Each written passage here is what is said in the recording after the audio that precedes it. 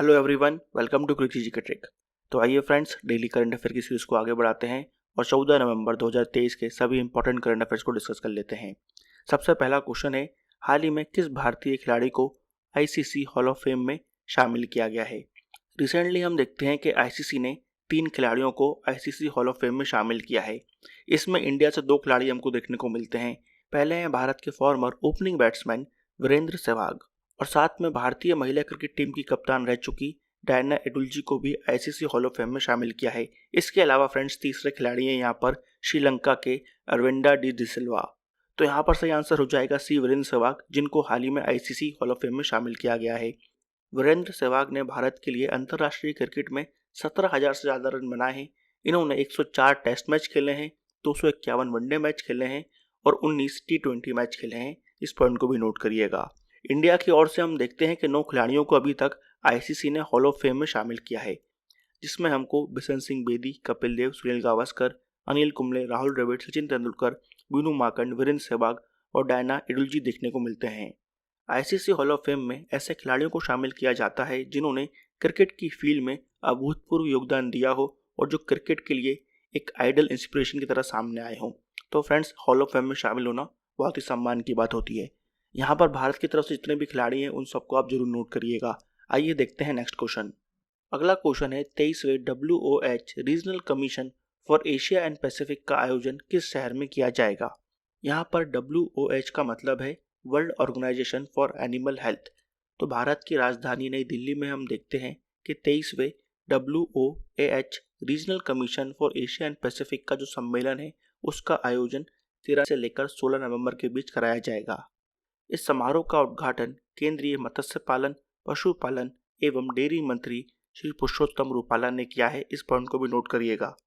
इस सम्मेलन में भारत के साथ 36 मेंबर स्टेट्स भी पार्टिसिपेट करेंगे, जहां पर हमको क्षेत्रीय और अंतर्राष्ट्रीय संगठनों के वरिष्ठ अधिकारी भी देखने को मिलेंगे।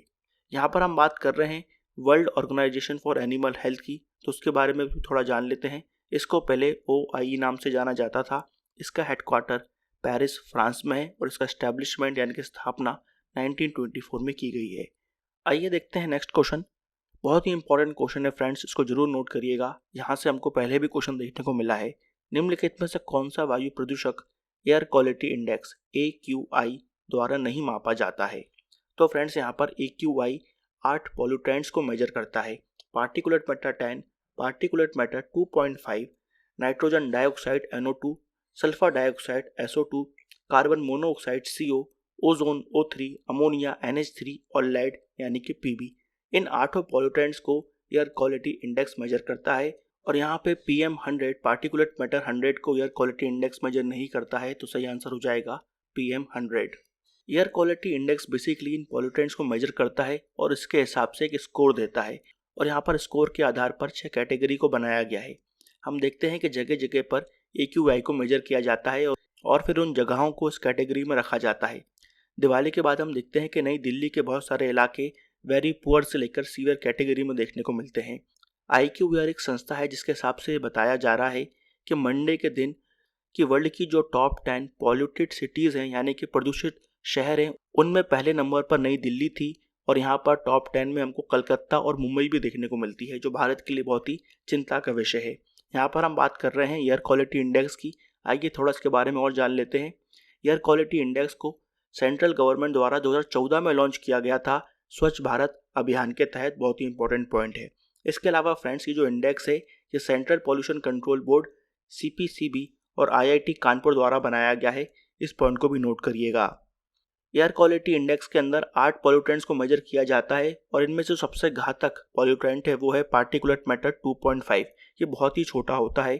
इसको अगर हम कंपेयर करें ह्यूमन एयर यानी कि इंसान के बाल से भी, तो फ्रेंड्स ये इंसान के बाल का जो डायमीटर होता है उससे भी 35 गुना छोटा होता है। और यहाँ पर पार्टिकुलेट मैटर 2.5 आसानी से नोज और थ्रोट को पेनिट्रेट कर सकता है, जिसकी वजह से हम देखते हैं कि asthma, respiratory problems, heart attack ऐसी चीज़ें हमको देखने को मिलती हैं। तो बहुत ही घातक होता है PM 2.5, इसको भी नोट करिएगा। आइए फ्रेंड्स देखते हैं नेक्स्ट क्वेश्चन। उत्तराखंड में रंजना देसाई कमेटी का संबंध किस विषय से है।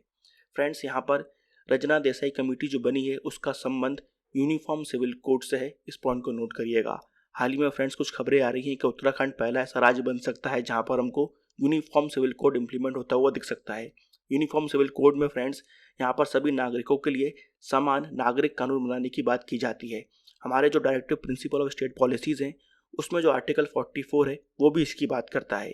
उत्तराखंड गवर्नमेंट ने रिटायर्ड जज रंजना देसाई के नेतृत्व में यूनिफॉर्म सिविल कोड को किस तरह से इम्प्लीमेंट किया जाए इसको लेकर एक कमेटी बनाई है। इस पॉइंट को नोट करिएगा। यहाँ पर रंजना देसाई सुप्रीम कोर्ट की जज रह चुकी हैं और वर्तमान में वो प्रेस काउंसिल ऑफ इंडिया की प्रेसिडेंट हैं। इस पॉइंट को भी नोट करिएगा। इंडिया में अगर हम बात करें यूनिफॉर्म सिविल कोड की तो फ्रेंड्स गोवा एक ऐसा राज्य है जहाँ पर यूनिफॉर्म सिविल कोड है और वो पोर्चुगीज द्वारा बनाया गया था। इस पॉइंट को भी नोट कीजिएगा। आइए देखते हैं नेक्स्ट क्वेश्चन। नई चेतना 2.0 अभियान किस मंत्रालय द्वारा चलाया जाएगा? फ्रेंड्स बहुत ही इंपॉर्टेंट इनिशिएटिव है, बहुत ही अच्छा अभियान है। इसको चलाया जाएगा ग्रामीण विकास मंत्रालय यानी कि मिनिस्ट्री ऑफ रूरल डेवलपमेंट द्वारा। और नई चेतना 2.0 जो कैंपेन है वो 25 नवंबर से चालू किया जाएगा। ये जो कैंपेन है वो बेसिकली लैंगिक भेदभाव के विरुद्ध समुदाय आधारित राष्ट्रव्यापी अभियान है। इस पॉइंट को नोट करिएगा। इस अभियान में हम देखेंगे कि जिन लोगों के साथ जेंडर बेस्ड वायलेंस यानी कि लिंग के आधार पर भेदभाव होता है, हिंसा होती है, उन लोगों की यहाँ पर मदद करने की कोशिश की जाएगी इस अभियान के तहत। इस अभियान में फ्रेंड्स 34 भारतीय राज्य और केंद्र शासित प्रदेश शामिल होंगे जहाँ पर ये कैंपेन 23 दिसंबर तक आयोजित किया जाएगा। इस पॉइंट को नोट करिएगा। बहुत ही इंपॉर्टेंट कैंपेन है, इसको जरूर याद रखिएगा। इसको ऑर्गेनाइज कराया जा रहा है मिनिस्ट्री ऑफ रूरल डेवलपमेंट द्वारा।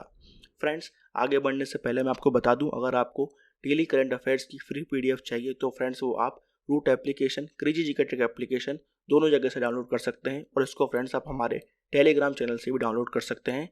और फ्रेंड्स आपको उसकी PDF चाहिए तो वहाँ से आप इसको जरूर डाउनलोड करें।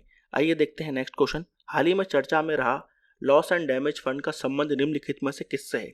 बहुत ही इंपॉर्टेंट क्वेश्चन है ये भी, यहाँ से जरूर आपको क्वेश्चन देखने को मिलेगा। Loss and damage fund basically friends बहुत लंबे समय से चर्चा में है। ये क्लाइमेट चेंज से संबंधित है तो यहाँ पर आंसर हो जाएगा इसका C। हुआ ये फ्रेंड्स क्लाइमेट चेंज के लिए हम देखते हैं कि समय समय पर कॉन्फ्रेंस ऑफ पार्टीज COP की मीटिंग होती है और COP28 अभी होने वाली है UAE दुबई में। यहाँ पर फ्रेंड्स ये जो फंड है वो इसलिए बनाया जा रहा है क्योंकि फ्रेंड्स यहाँ पर क्लाइमेट चेंज की वजह से कुछ ऐसे बदलाव आ चुके हैं, अपरिवर्तनीय परिणाम हमारे सामने आ चुके हैं जिनको हम हटा नहीं सकते, जिनको हम टाल नहीं सकते, बदल नहीं सकते। तो यहाँ पर जो लीस्ट डेवलपिंग देश हैं उनकी मदद के लिए एक फंड बनाया जाए, उसी को हम friends loss and damage fund बोलते हैं। इसको फ्रेंड्स आधारित तौर पर COP19 का जो सम्मेलन हुआ था वहाँ पर इसको पारित कर दिया गया था कि ऐसा फंड बनाया जाएगा। मगर फ्रेंड्स हम देखते हैं कि अभी तक इसको लागू नहीं कर पाए हैं। इसलिए फ्रेंड्स यहाँ पर जो COP28 का आयोजन होने वाला है 30 नवंबर से लेकर 12 दिसंबर के बीच में UAE में, वहाँ पर फिर से इसको एक बार उठाया जाएगा ताकि इसको जल्द से जल्द इम्प्लीमेंट किया जा सके। इसका गठन हो चुका है, सब कुछ हो चुका है, मगर इसको अभी तक इम्प्लीमेंट नहीं किया है, इसलिए फ्रेंड्स ये न्यूज़ में रहता है। इसको जरूर नोट करिएगा। इस फंड की अगर हम हिस्ट्री को समझें तो COP19 जिसका आयोजन वॉर्सो पोलैंड में किया गया था 2013 में, वहाँ पर इस फंड को मंजूरी मिलती है, इस फंड को फॉर्मली बनाया जाता है। इसके बाद हम देखते हैं कि COP25 में सेंटियागो नेटवर्क बनाया जाता है लॉस एंड डैमेज फंड के लिए। फिर हम देखते हैं COP26 में जिसका आयोजन ग्लासगो UK में हुआ था, वहाँ पर फाइनेंस को लेकर किस तरह से पैसा आएगा इस फंड में उसके बारे में बात की जाती है। फिर हम देखते हैं 2022 COP27 जो होती है वहाँ पर इस फंड का क्रिएशन हमको देखने को मिलता है और एक ट्रांजिशनल कमेटी बनती है जिसका बेसिकली ये काम होता है कि इस फंड को किस बैंक के पास रखा जाएगा, किस तरह से जो देश हैं इस फंड को यूज़ कर सकते हैं, ये सब बातें जो हैं इसको डिसाइड करनी थी। मगर अभी तक कुछ स्पष्टीकरण हमारे सामने नहीं आया है, इसलिए COP28 पर सभी की नज़रें हैं जहाँ पर हमको इस फंड के बारे में अधिक नॉलेज या अधिक जानकारी देखने को मिलेगी। तो उस पर भी जरूर नज़र बनाए रखिएगा और इस फंड को जरूर देखें, बहुत इंपॉर्टेंट है। आइए देखते हैं नेक्स्ट क्वेश्चन। पूसा 2090 किस निम्नलिखित फसल की एक प्रकार है? फ्रेंड्स यहाँ पर जो पूसा 2090 है वो बेसिकली चावल, पैडी, राइस का एक प्रकार है, इसको नोट करिएगा। ये जो वैरायटी है काफ़ी महत्वपूर्ण है, बहुत इंपॉर्टेंट है। इसके दो एक कारण है, क्योंकि फ्रेंड्स आप देख रहे हैं कि एयर पोल्यूशन बढ़ता जा रहा है। दिल्ली के आसपास हम देखते हैं कि पराली जलाई जाती है जिसकी वजह से पोल्यूशन होता है, एयर पोल्यूशन होता है। वहाँ पर हम देखते हैं कि इस समय जो फसल होती है वो चावल की फसल होती है और उसमें जो वैरायटी यूज़ की जाती है वो होती है पूसा 44। यहाँ पर जो पूसा 44 वैरायटी है उसको एक लंबा समय लगता है खेत में उगने में। यहाँ पर लगभग 4 से 5 महीने का समय उसको लगता है। और होता यह है कि जैसे ही इस फसल को काटा जाता है वैसे ही हम देखते हैं कि राबी की फसल लगाने का समय आ जाता है। तो यहाँ पर बहुत कम गैप मिलता है किसानों को कि वो अपने खेत को साफ कर सकें। इसलिए वो आसान तरीका अपनाते हैं और पराली को जला देते हैं, जिसकी वजह से हमको एयर पॉल्यूशन देखने को मिलता है। इस समस्या का जो सोल्यूशन है वो पूसा 2090 करता है। कैसे करता है आइए समझते हैं। यहाँ पर इंडियन एग्रीकल्चर रिसर्च इंस्टीट्यूट ने इस वैरायटी को डेवलप किया है। बेसिकली पूसा 2090 कम समय लेती है और कम समय में ये फसल तैयार हो जाती है। लगभग 3 महीने के अंदर ये फसल तैयार हो जाती है और इस वैरायटी को बनाया गया है पूसा 44 और CV501 के मिश्रण के द्वारा। और सबसे अच्छी बात इसकी यह है कि यहाँ पर ये जो उपज है वो उतनी ही उपज देती है जितना पूसा 44 देता है। तो यहाँ पर अगर किसान इस वैरायटी को यूज़ करेंगे तो उनको कोई घाटा नहीं होगा और यहाँ पर दूसरी फसल लगाने के लिए उनको समय मिलेगा और इस बीच में वो अपने खेत को आसानी से साफ कर सकते हैं। उनको पराली जलाने की ज़रूरत नहीं पड़ेगी, इसलिए यहाँ पर फ्रेंड्स इसको बनाया गया है। आइए अब थोड़ी बात कर लेते हैं इंडियन एग्रीकल्चर रिसर्च इंस्टीट्यूट की, जिसकी स्थापना की गई 1905 में और इसका हेडक्वार्टर कहाँ है, दिल्ली में है। इस पॉइंट को भी नोट करिएगा। तो फ्रेंड्स बहुत ही इंपॉर्टेंट वैरायटी पूसा 2090 राइस की है, इसको नोट करिएगा। आइए देखते हैं नेक्स्ट क्वेश्चन। हाल ही में चर्चा में रहा आइलैंड नेशन टुवालू कहाँ लोकेटेड है, कहाँ पर वो स्थित है, किस महासागर में? तो फ्रेंड्स ये स्थित है पैसिफिक ओशियन में। तो यहाँ पर सही आंसर हो जाएगा बी, प्रशांत महासागर। यहाँ पर तुवालू इसलिए न्यूज़ में है क्योंकि ऑस्ट्रेलिया के साथ इसने एक ऐतिहासिक एग्रीमेंट में साइन किया है। यहाँ पर ऑस्ट्रेलिया बेसिकली इस बात पर एग्री कर गया है कि वो तुवालू देश के नागरिकों को क्लाइमेट रिफ्यूज देने के लिए रेडी है। क्योंकि फ्रेंड्स यहाँ पर हम देखते हैं कि तुवालू के बारे में ऐसा कहा जाता है कि तुवालू ऐसा पहला देश रहेगा जो सी लेवल राइज की वजह से पूरी तरीके से डूब जाएगा, समुद्र में चला जाएगा। इसी वजह से हम देखते हैं कि ऑस्ट्रेलिया और तुवालू के बीच में जो एग्रीमेंट हुआ है इसको ऐतिहासिक कहा जा रहा है। यहाँ पर ऑस्ट्रेलिया तुवालू की आर्थिक मदद भी करेगा, इस पॉइंट को भी नोट करिएगा। फ्रेंड्स आज कंट्री न्यूज़ में हम तुवालू के बारे में ही बात कर लेते हैं। यहाँ पर ऑस्ट्रेलिया और तुवालू के बीच में जो एग्रीमेंट है उसको फिलिपी यूनियन भी कहा जाता है, इस पॉइंट को नोट करिएगा। तुवालू फ्रेंड्स एक पोलिनेशियन आइलैंड नेशन है जो हवाई और ऑस्ट्रेलिया के बीच में हमको देखने को मिलता है पैसिफिक ओशन यानी कि प्रशांत महासागर में। बेसिकली ये एक आइलैंड नेशन है और ये बना कैसे है? तो फ्रेंड्स ये वॉल्केनिक आर्किपेलागो से बना हुआ है, जहाँ पर हमको 3 रीफ आइलैंड देखने को मिलते हैं और 6 ट्रू एटोल्स देखने को मिलते हैं। तुवालू दुनिया की चौथी सबसे छोटी कंट्री है, इस पॉइंट को नोट करिएगा। और यहाँ का जो हाईएस्ट पॉइंट है वो सिर्फ समुद्र तल से 4.6 मीटर ऊपर है। और इस कंट्री के बारे में ये कहा जाता है कि ये पहली ऐसी कंट्री होगी जो क्लाइमेट चेंज की वजह से पूरी तरीके से समुद्र में डूब जाएगी, क्योंकि क्लाइमेट चेंज की वजह से ग्लेशियर्स मेल्ट हो रहे हैं और सी लेवल राइज होगा, तो ये कंट्री फ्रेंड्स डूब जाएगी, ऐसा इसके बारे में कहा जाता है। आइए अब देखते हैं नेक्स्ट क्वेश्चन। निम्नलिखित में से ITBP के महानिदेशक कौन है? फ्रेंड्स हाल ही में हम देखते हैं कि प्रधानमंत्री नरेंद्र मोदी जी ने दिवाली का जो त्यौहार है वो ITBP के जवानों के साथ लेपचा हिमाचल प्रदेश में मनाया, इसलिए फ्रेंड्स ITBP न्यूज़ में है। यहाँ पर इस समय जो ITBP के महानिदेशक हैं वो हैं अनीश दयाल सिंह, तो यहाँ पर से आंसर हो जाएगा बी। अनीश दयाल सिंह 1988 बैच के IPS ऑफिसर हैं जो मणिपुर कैडर से आते हैं, इस पॉइंट को भी नोट करिएगा। फ्रेंड्स ITBP की अगर बात करें तो उसका एस्टेब्लिशमेंट 24 अक्टूबर 1962 में हुआ था। इसके हेडक्वार्टर न्यू दिल्ली में है। ITBP का फुल फॉर्म होता है इंडो तिब्बतियन बॉर्डर फोर्स, इस पॉइंट को भी नोट करिएगा। आइए देखते हैं आज का लास्ट क्वेश्चन। हर साल वर्ल्ड डायबिटीज़ डे कब मनाया जाता है? तो फ्रेंड्स हर साल हम देखते हैं कि वर्ल्ड डायबिटीज़ डे 14 नवंबर को मनाया जाता है। 1991 में यूनाइटेड नेशंस ने इस बात को अनाउंस किया था कि 14 नवंबर को हर साल वर्ल्ड डायबिटीज़ डे मनाया जाएगा। इस साल के फ्रेंड्स जो थीम है डायबिटीज़ डे की वो है एक्सेस टू डायबिटीज़ केयर, यानी कि फ्रेंड्स सबको यहाँ पर एक्सेस मिले ताकि वो अपने डायबिटीज़ का जो इलाज है वो करवा सकें। इस थीम को यहाँ पर अपनाया गया है। डायबिटीज़ से संबंधित एक बहुत ही इंपॉर्टेंट जो रिसर्च की गई थी या फिर जो एक खोज की गई थी वो थी इंसुलिन की, जो की गई थी 1921 में कैनेडियन रिसर्चर द्वारा, जिनका नाम है फ्रेडरिक ग्रांट बेंटिंग और चार्ल्स हर्बर्ट बेस्ट। इसको भी जरूर याद रखिएगा। इंसुलिन फ्रेंड्स डायबिटीज़ के जो रोकथाम है या फिर जो इलाज है उसमें मददगार है। इंसुलिन को जरूर याद रखिएगा, इसको डायबिटीज़ के इलाज में यूज़ किया जाता है। ह्यूमन बॉडी खुद इंसुलिन को प्रोड्यूस करती है और उसका काम होता है जो ब्लड में शुगर लेवल है उसको कंट्रोल करना। मगर हम देखते हैं कि टाइप 1 डायबिटीज़ में ये होता है कि बॉडी इंसुलिन नहीं बना पाती और इसलिए हम देखते हैं कि ब्लड में जो शुगर का अमाउंट है उसको वो कंट्रोल नहीं कर पाती। ऐसे पेशेंट्स को हम देखते हैं कि इंसुलिन का इंजेक्शन दिया जाता है। फिर हम देखते हैं एक टाइप 2 डायबिटीज़ होती है, वहाँ पर बेसिकली ब्लड का जो शुगर लेवल है वो बहुत ज़्यादा बढ़ जाता है और ज़्यादा इंसुलिन बेसिकली हमारी बॉडी जो है वो प्रोड्यूस करने लगती है। उसके लिए दूसरी तरीके की दवाइयाँ आती हैं, इस पॉइंट को भी नोट करिएगा। तो यहाँ पर फ्रेंड्स हमने बात करी वर्ल्ड डायबिटीज़ डे जिसको मनाया जाता है 14 नवंबर को। इसके अलावा फ्रेंड्स हमारे देश में 14 नवंबर को चिल्ड्रंस डे भी मनाया जाता है, क्योंकि फ्रेंड्स इस दिन जवाहरलाल नेहरू जी जो हमारे फर्स्ट प्राइम मिनिस्टर थे उनका बर्थडे होता है, उनकी याद में इसको मनाया जाता है। इस पॉइंट को भी जरूर नोट करिएगा।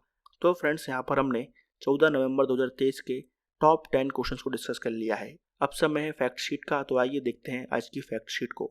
आज की फैक्ट शीट में फ्रेंड्स हम इंटरनेशनल इंस्टीट्यूशंस के बारे में बात करेंगे, उनकी कब स्थापना हुई, उनके हेडक्वार्टर कहाँ हैं और वर्तमान में उनके जो निर्देशक हैं, जनरल सेक्रेटरी हैं, वो कौन है, उनको हम देखेंगे।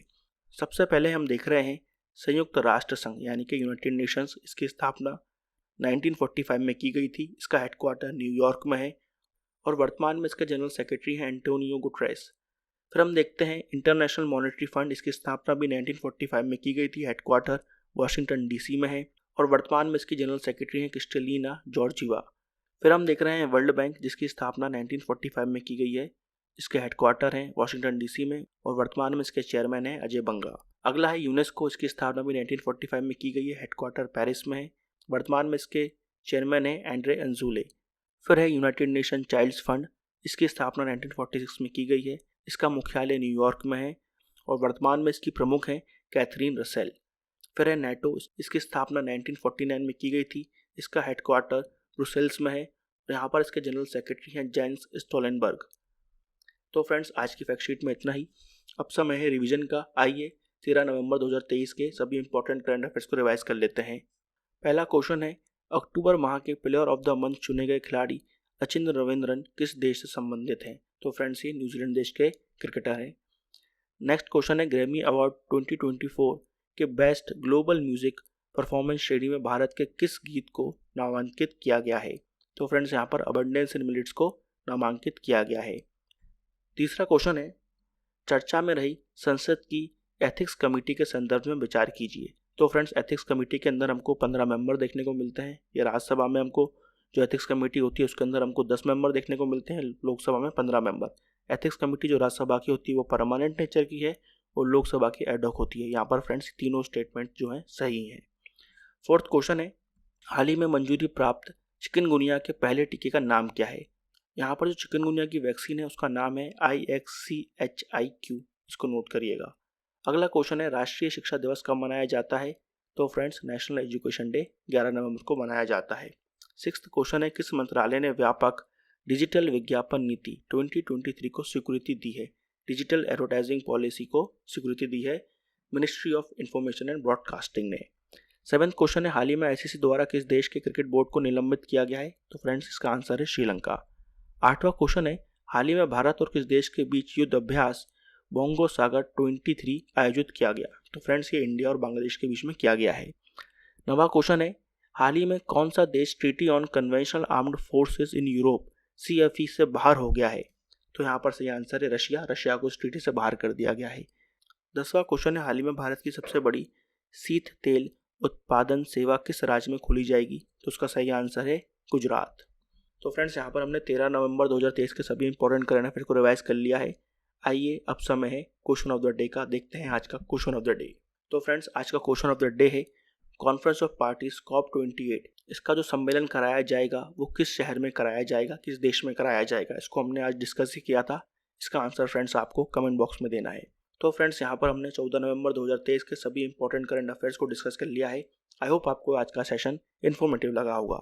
फ्रेंड्स इसी तरह से डेली करंट अफेयर देखने के लिए हमारे चैनल को सब्सक्राइब करना ना भूलें और इस वीडियो को लाइक और शेयर करना ना भूलें। फ्रेंड्स कल फिर मिलेंगे और डिस्कस करेंगे 15 नवंबर 2023 के सभी इंपॉर्टेंट करंट अफेयर्स को। जब तक के लिए friends bye bye and take care.